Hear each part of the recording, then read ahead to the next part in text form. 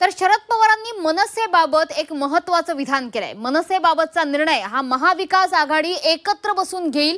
उद्या महाविकास आघाडीची बैठक होणार आहे आणि यात सुद्धा ही चर्चा होईल। आमच्या पक्षाचे निर्णय सर्वांना विचारात घेऊनच होतात, आम्ही सामूहिक निर्णय घेऊ असं मनसेबाबत शरद पवार म्हणालेले आहेत।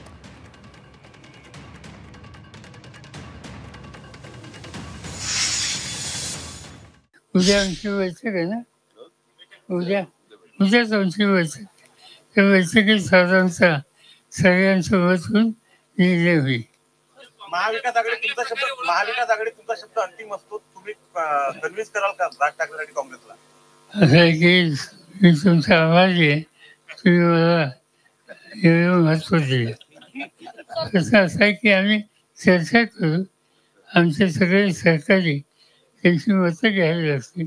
हे एकट्याचं नाही, मी पक्षाचा अध्यक्ष आहे, त्यामुळे माझी नैतिक जबाबदारी ही सगळ्यांच्या मताचा सन्मान करणं। त्यामुळे आम्ही पहिल्यांदा त्यांचं ऐकून घेऊ आणि सामूहिक निर्णय आम्ही घेऊ।